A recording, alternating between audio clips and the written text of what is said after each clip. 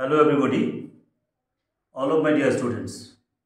তো আজকে আমরা নবম শ্রেণীর ছাত্রছাত্রীদের জন্য তোমাদের জীববিজ্ঞানের প্রথম অধ্যায় অর্থাৎ ফান্ডামেন্টাল ইউনিট অফ লাইফ, জীবনের মৌলিক একক, এই অধ্যায়ের প্রথম একটু অংশ নিয়ে আলোচনা করছি। তো জীবনের একক বলতে আমরা বুঝি কোষকে, অর্থাৎ sell. The structural and functional unit of living organism is called cell, যেটা প্রথম আবিষ্কার করেন বিজ্ঞানী রবার্ট হুক। এই কোষের সংখ্যার উপর ভিত্তি করে জীবকে আমরা মূলত দুই ভাগে ভাগ করি, একটা এককোষী জীব অর্থাৎ ইউনিসেলুলার, এবং আরেকটা বহুকোষী জীব অর্থাৎ মাল্টিসেলুলার অর্গানিজম।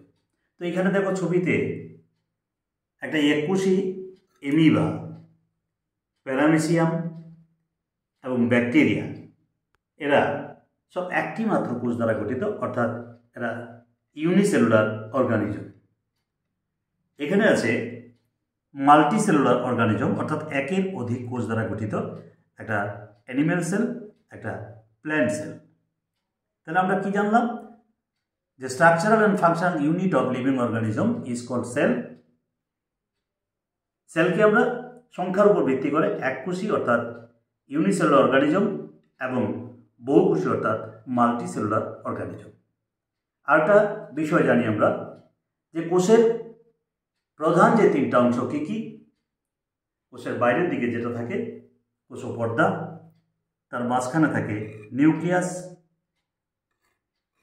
নিউক্লিয়াসকে বেষ্টন করে সারাউন্ডিং করে থাকে সাইটোপ্লাজম।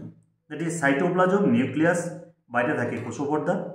ঠিক সেরকম এই ক্ষেত্রেও নিউক্লিয়াস, সাইটোপ্লাজম, এই ক্ষেত্রে কোষপর্দা থাকে এবং কোষপ্রাচীর থাকে তার। তো কোষ, নিউক্লিয়াস এবং সাইটোপ্লাজম এই দুইটা অংশ মিলে একত্রে বলা হয় কি? প্রোটোপ্লাজম। দ্যাট ইজ কোষের মাঝখানের যে অংশটা, কোষপর্দার ভেতরের যে অংশটা, সেটাকে আমরা বলি কি? প্রোটোপ্লাজম। তাহলে আজকে আমরা এতটুকু বুঝি যে কোষ কাকে বলে। কোষের সংখ্যার উপর ভিত্তি করে কোষকে আমরা দুই ভাগে ভাগ করলাম, ইউনিসেলুলার এবং মাল্টিসেলুলার, এবং কোষের প্রধান তিনটি অংশ দেখলাম, কোষপর্দা, ভেতরে সাইটোপ্লাজম এবং নিউক্লিয়াস। এবং ছবিগুলি তোমরা প্র্যাকটিস করবে নিজেরা। এগুলি তোমাদের প্রশ্নে আসবে যে অ্যানিম্যাল সেলের ডায়াগ্রাম, প্ল্যান্ট সেলের ডায়াগ্রাম, একটা এককোষী এমিবার ডায়াগ্রাম। ঠিক আছে, আজকে তাহলে এতটুকুই রাখছি।